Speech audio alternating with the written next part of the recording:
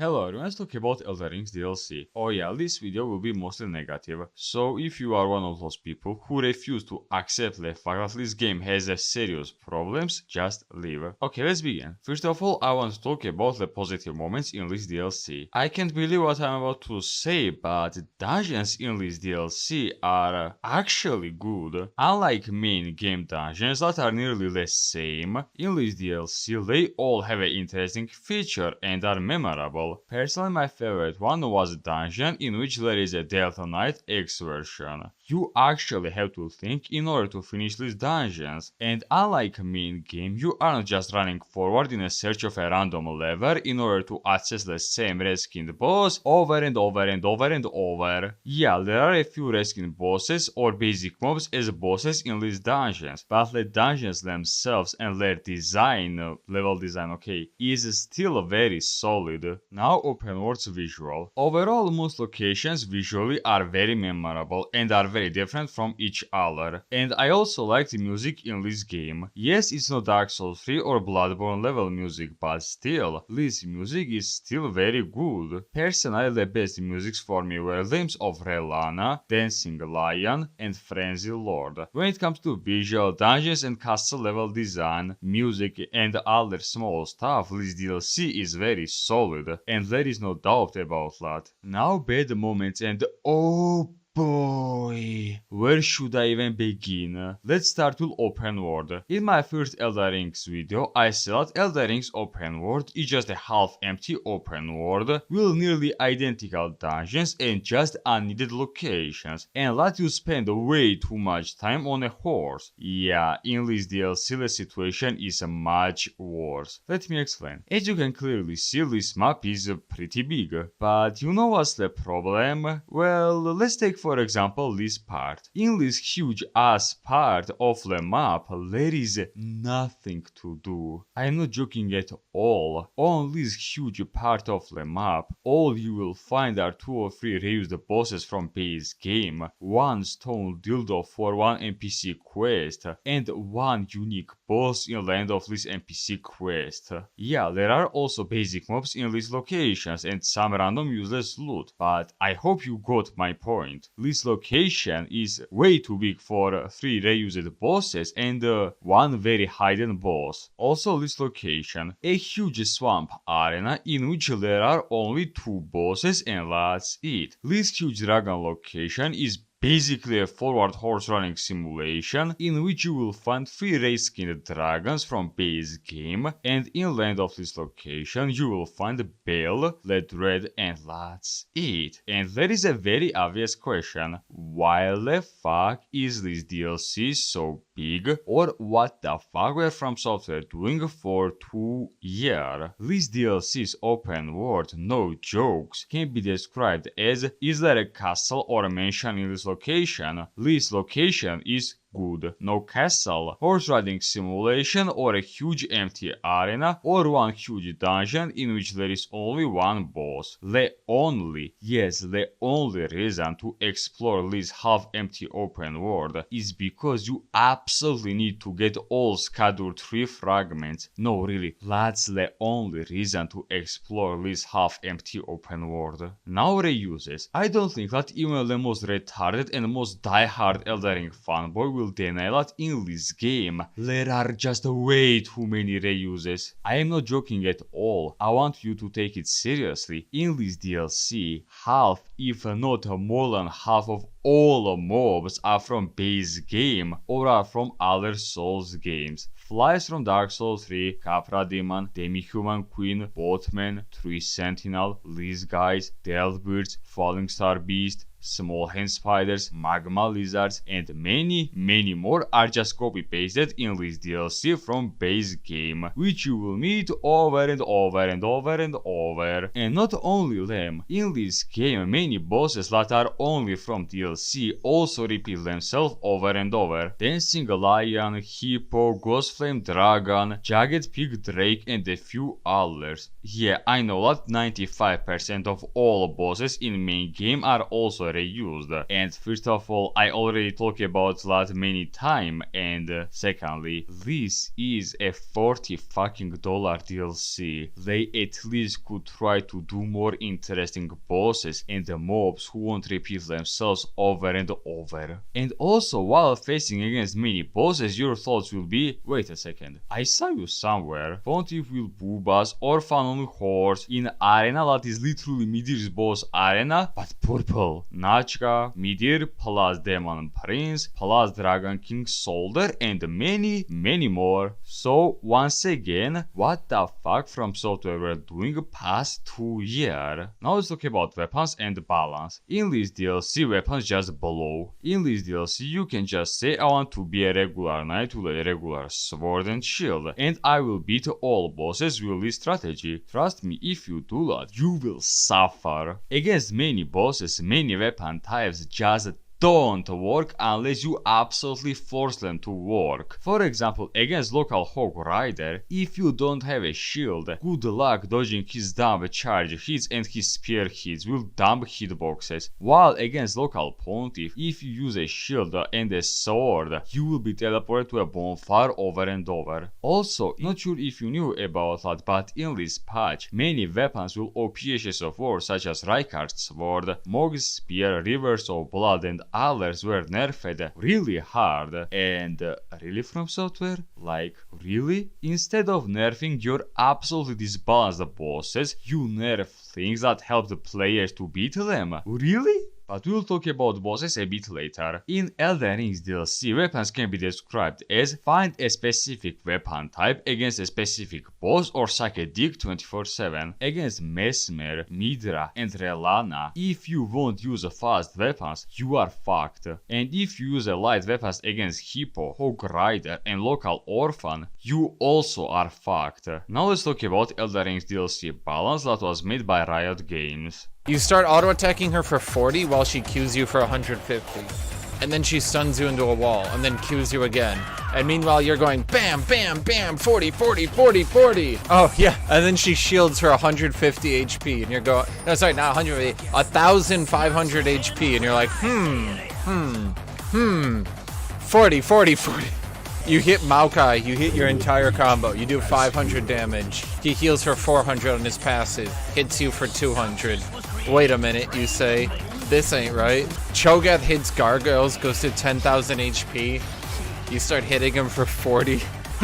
You say. This might take a while. Yeah, Elden Ring's DLC is absolutely unbalanced and there is no but it's no, there is no but, it's just a fact. When I made this video in which I said that late game Elden Ring without buffs is a bit dumb balance wise, many people defended this with arguments such as you should use a shitload of buffs in order to not get two-shotted and in order to do a reasonable amount of damage. And I have a question towards people who say something like, this game gives you so much opportunity to be OP and also you had 2 years to be OP.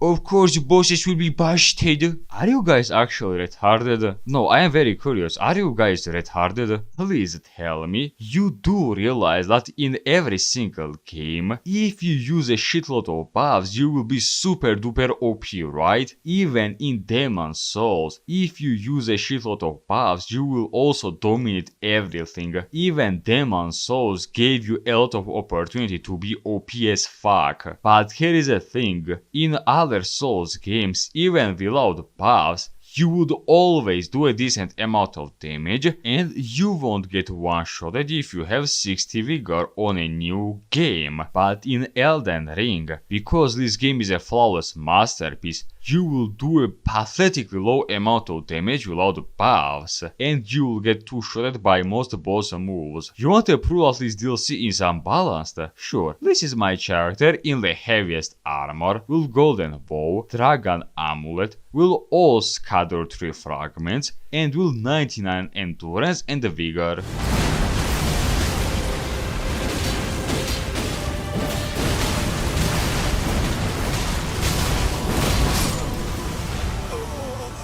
yeah, if you don't use a shitload of buffs in this DLC, forget that you can beat this DLC. Here's a small advice. As soon as you enter in this DLC, ignore everything until you get as many scadutree fragments as possible. Get golden bow and dragon chest amulet before you fight any boss. Trust me, this DLC is not unbalanced. No, I'm fully aware that a bunch of lunatics will defend this, but when a dude with 60 fucking vigor in a decent armor is getting two-shotted by every single homeless mob, I think that the balance of this DLC is pretty fucked up, don't you think? And also, let's talk about this meme and about scadutree fragments. First of all, this meme. Many people for some reason think that in this DLC there is auto level, and these people are either dumb or are the most desperate Elden Ring fanboys. Here are two characters. One is max level and the other one is level 1. If DLC works with auto level, so level 1 character will take different amount of damage than max level character. Yes, I am using cheat engine, but guess what? This game doesn't know about that. For this game, one dude is level 1 and the other one is max 11, and there should be difference in damage, but as you can clearly see on the screenshots, this all is bullshit. Fuck it, all you need to do in order to prove that there is no auto level, just fight the very first basic mob while you are at level 140, and then when you are level 250 or above. There is no auto level scale in this DLC, so please stop spreading random fairy tales about this DLC just to justify dumb bosses damage. Now let's talk about scadutree fragments. In my opinion, this thing is one of the, if not the worst mechanic among all Souls games. Why? Well, first of all, there are 50 of them, and finding all of them on your own is just nearly impossible, okay? Or it will take you around 10 or 11 hours on horse riding while searching under every rock. And secondly, you can't ignore them. If you won't find all 50 Michaela's poo, you will do very low amount of damage while bosses will kill you with each fart. Like, why should I find 50 random pools in order to do damage and not get one-shotted? Can someone please explain to me without a random bullshit why I can't just rush bosses without finding a bunch of poo? Also, these poos just remove any reason for you to fight basic mobs. Why? Well, because if all that matters in this DLC is your scadutree level, there is a question. Why should I even spend my time on basic mobs if a regular level up changes almost nothing? Why I should just run past all basic mobs and fight only bosses when I will collect all scadutrees? And I would like to answer this question, but I can't because there is no answer to it. You have absolutely no motivation to fight basic mobs in this game, because even if you are max level, unless you collect all Michaela's poo, you will do a joke amount of damage, while anything in this game will just remove you from this game with a single fart. This is the same as you played Ranged City DLC, and in order to kill Demon Prince, you needed to find 10 Guile Seeds in order to not get one-shotted and don't do 5 damage per hit. I've heard arguments that this was done on purpose because the few players could be way over level and they would just easy speedrun bosses. And do you guys realize that in any other Souls games you could visit DLC while being super over level, right? You do know that, right? If I want to explore locations in DLC, I will, surprise surprise, explore them. If I want to just fight the bosses, I will, once again, surprise surprise, try to speedrun locations and basic mobs in order to fight the bosses. That's my choice. I should do whatever I want. But in this DLC, because it's 12 out of 10 DLC and the DLC of a century, I am absolutely forced to explore this nearly empty huge open world in order to find 50 magical pools. Otherwise, I will get 1 or 2 shotted by any homeless mob in this DLC.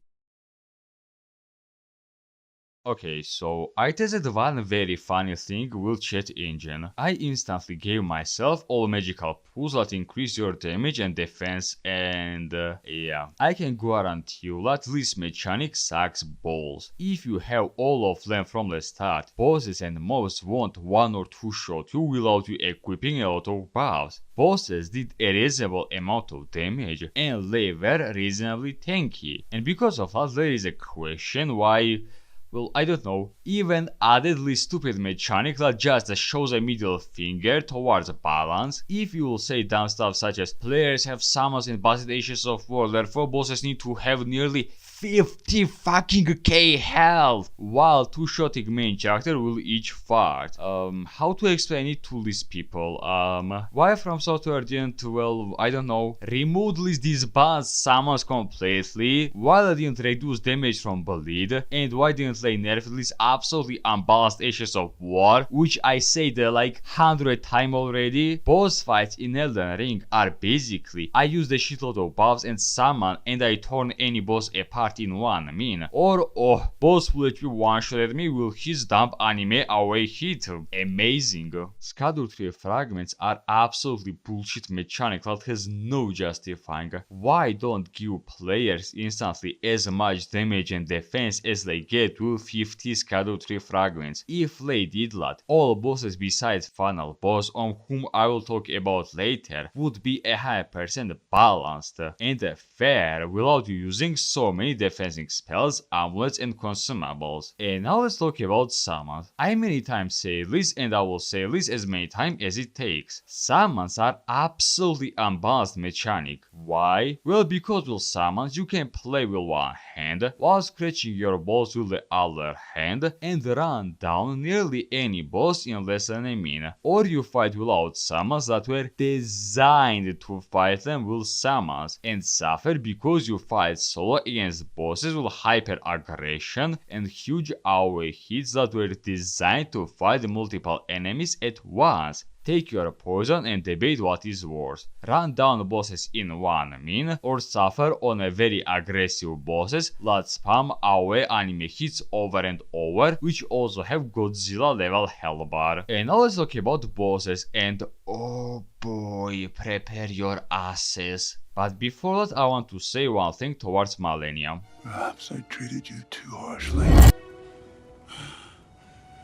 Yeah, compared to most DLC bosses, Malenia is 10 out of 10 balanced and fun boss. I absolutely hate nearly every single boss from this DLC. Absolutely unbalanced, unfun, annoying pieces of shit who you just don't want to fight. And most of the time you are saying to yourself, maybe I should just use Mimic Tier and cheese them. Let's talk about Remembrance bosses and about a few bosses in details. I would rank them in 3 groups. Actually good bosses, meh bosses, and garbage tier bosses. Let's start with good, fair, and most importantly, fun bosses. Relana, Dancing Lion, Death Knight, both of them, and Budget Orphan. I honestly think that they are a very fun and memorable bosses against whom when you die you are not insulting this game's developers family, but instead you say, well, mistakes were made and go fight them again. Let's take for example Orphan. Yes, he does a shitload of damage, yes he is very fast, but he has a low amount of health, and if you have a strong weapon you can easily kill him. Or let's take Relana, which I honestly think that is the best Elden Ring boss. Besides her move throw, all her hits do a small amount of damage. Yes, she is very mobile, but she has pretty low amount of poise, and if you hit her with big weapons,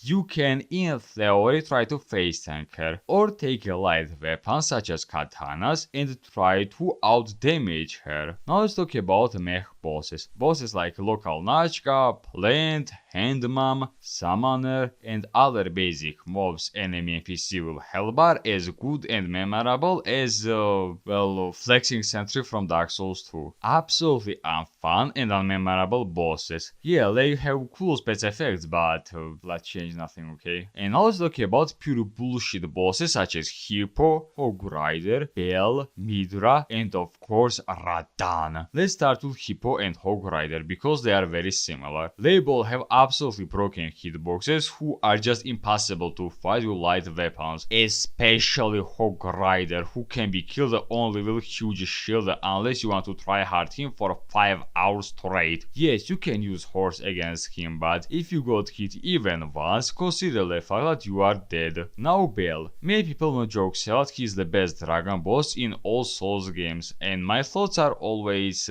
are you guys serious? Let me explain this boss fight. This boss fight is imagine what if after Midir's every single stomp there was a shockwave bomb, his arena was twice smaller, he was as mobile as Demon Prince, had more health, had Demon Prince Meteor Rain, and as soon as you enter in his arena, he would instantly start with a laser beam. In this fight, you aren't just looking at Bale's hits, nah, you also have to look after his hits because nearly every single his hit has a small shockwave bomb, and also there is a lightning rain everywhere, which can fuck up your day if it hit you and micro stun you. Now Midra, this son of a bitch has a 47 fucking K health and stagger immunity. This dude is tankier than Fire Giant, and not only that, he's very mobile, has spells that can hit you from the other side of the map, and he just does unreasonable amount of damage, and I don't even want to mention his Frenzy Flame. Holy fuck, I can't describe this shit with words. You have to try it yourself in order to understand this garbage. Now most interesting, Mesmer. Mesmer is a 100% bullshit boss for Elden Ring. Once again, for Elden Ring. Yeah, he doesn't have one dumb insta-kill moves, but the problem is that he has a huge amount of health. He does a lot of damage unless you use all his buffs and just face tank him, and he's pushing you 24/7. His boss fight is basically him spamming you with his combo combos and you trying to hit him a few times, unless you just face tank him with all defensive buffs. Mesmer made me realize this DLC boss's #1 problem right after they do balance. They are way too fast and aggressive for Elden Ring's combat. I will explain it as simply as possible so that even the dumbest Elden Ring fanboy will understand. Let's take Dark Souls 1. Slow combated bosses, slow healing and main character. Dark Souls 3. Medium combat speed and medium bosses speed, medium character and healing speed. Bloodborne. Fast combat and fast bosses, fast main character and healing. Meanwhile, Elden Ring's DLC's bosses are running at Devil May Cry combat speed, while your character is as fast, if not actually slower than main character from Dark Souls 3. And he also needs eternity in order to heal. Sometimes in these boss fights you simply have no time to heal. The best example of this are Mesmer and Midra. Sometimes unless you use a shitload of buffs, of course, they can easily remove 80% of your health and you have to quickly use 2 heals, and during that they already are jumping at you to hit you. So yeah, either these bosses need their aggression and speed reduced, or main character of this DLC at least needs to be as fast as a good hunter. And now let's talk about the final boss. If you gave me a task to describe this boss without insulting every single game developer's entire family, I would probably fail. This is such a dumb boss, holy fuck, where should I even begin with? Will the fact that he can two-shot even the most tankiest dude in this DLC? Will the fact that he has 47k health? Will the fact that it's Radan as a final boss? Maybe will the fact that his hitboxes are just bullshit? Or maybe will his phase 2, in which Michaela is spamming nukes at you 24/7? First of all, why is this boss such an unbalanced piece of shit? And secondly, where the fuck is Godwin? Why he isn't the final boss of this DLC? Why they use the fucking Radan? No, I know that a few very smart people will defend this boss with random bullshit, but if you defend this garbage, know the fact that you enjoy something like that.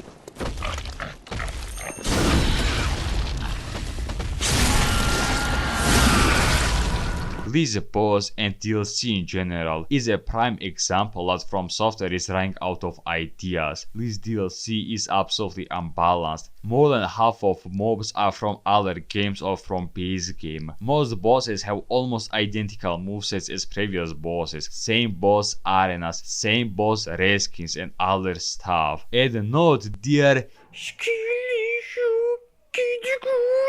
sectants. My complaint isn't that these bosses are hard or that I have a problem while playing a hard game. My main argument is that this DLC is unbalanced mediocrity. Please defend this argument. This DLC is unbalanced mediocrity. Okay, let's have a conclusion. Is this DLC bad? Yeah, it's pretty bad. If I had to rank all Souls DLCs, it would be number 8, Sunken King, number 7, Ashes of Ariandel, number 6, Ivory King DLC, number 5, Air 3 DLC, number 4, Artorias DLC, number 3, Old Iron Kings DLC, number 2, Old Hunters, and number 1, Ranged City. This DLC is nowhere close to Old Hunters DLC, and especially to Ranged City. This DLC loses in everything to this DLC. It's a bit close to Artorias DLC, but that's its best. And also, people who say that this DLC is better than Blood and Wine, are you guys trolling? When I went in Blood and Wine DLC, I expected cool and memorable characters, memorable and interesting quests with many variety of choices, funny and sad stories and moments, and I received everything that I expected in a very high quality. While when I went in this DLC, I expected less boring horse riding simulation, many interesting, unique, and most importantly fun bosses, good weapon variety, interesting locations that are interesting to explore, and other stuff. But what I got? A huge fat dick in my mouth. And when I said that hey, it's not cool, a bunch of morons are justifying absolutely unbalanced stuff with such a random bullshit. Sometimes I just can't take them seriously. These idiots truly in the heart of heart believe that just because they finished this DLC, they are superior gamers, while in reality they are just a bunch of low skilled players with huge ego. Yeah, I know that most Souls fans always were morons with a huge sense of self-importance, and that's just a fact.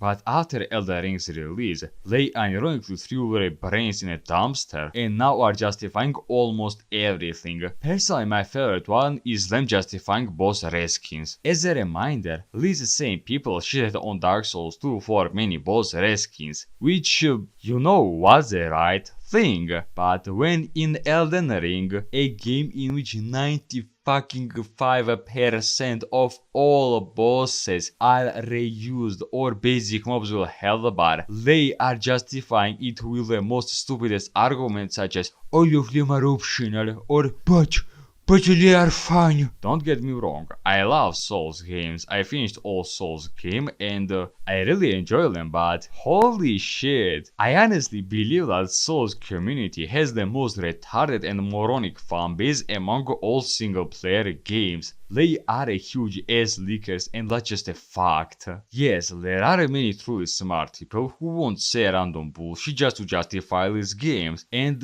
sure, I don't mind that you don't agree with me, but when a bunch of morons are typing 24/7 just to justify this game's flaws, well, if you are watching my videos for a while, you know how I feel towards people who spam GiTee Guude 24/7. These kids are losers. They're all losers. Miserable, disgusting, underweight, disheveled fucking freak golems in goddamn dank, disgusting basements. They haven't seen the sun since their birth, bro. These kids are thrown into goddamn cages. They're disgusting. They're disgusting. The rancid piss virgins. They all are. They're all the same. Well, type what do you think about this DLC or about my video. Well, I'll say bye bye to you and I'll see you next time.